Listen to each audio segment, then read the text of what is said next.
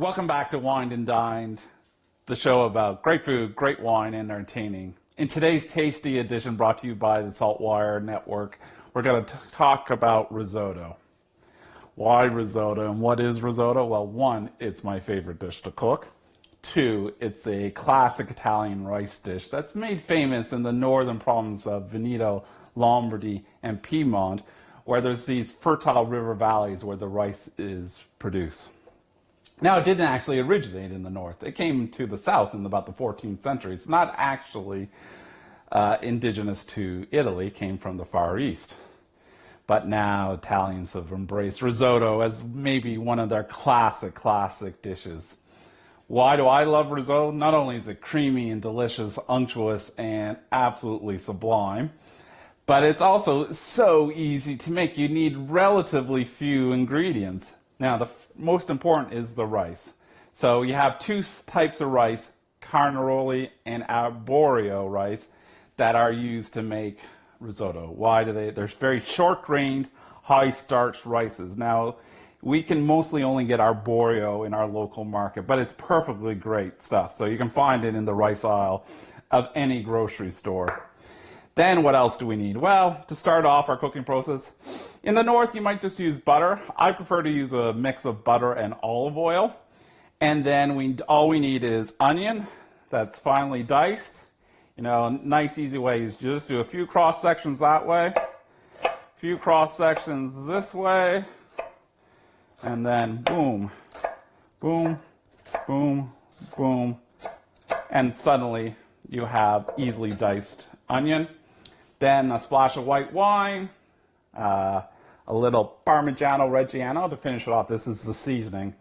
And then if you like, a little splash of lemon juice. The only other ingredient you need is a good stock. So I have a good stock on the stove that's been simmering for about 10 minutes because I've added some saffron in there. We're going to make something called, well, my version, my simplified version of risotto alla milanese. So risotto from the city of Milan. That's basically uses saffron to spice it and give it flavor. I'm only going to use saffron in the broth. If you want to add some extra yellow to make it really vibrant, you could add some turmeric. It's not very classic, but it will make it bright and yellow. I'm not going to do that. So in a moment, we're going to go and talk about how to cook risotto. And when you cook a risotto, it is absolutely all about the process. You know, you sweat off your onion with that butter and olive oil to give a little sweetness to the dish. The onion gives a sweetness. Then we add our rice and we toast our rice and we mix it to cover it with fat. This is going to help it in the cooking process. Next, we add a splash of white wine to give acidity. And then we're going to feed the risotto a little bit of warm stock at a time. Warm because it always has to be warm, so we never want to stop the cooking process. And why do we do a little at a time? But basically, we're trying to get the rice to come together, collide against each other, help break out the starch from the rice and make it really creamy. We keep doing that until the stock's gone. Finish it off with a little Parmesan cheese. You could add a little more butter if you wanted a creamier version. And that is it. So let's go to the stove and show you how to make risotto.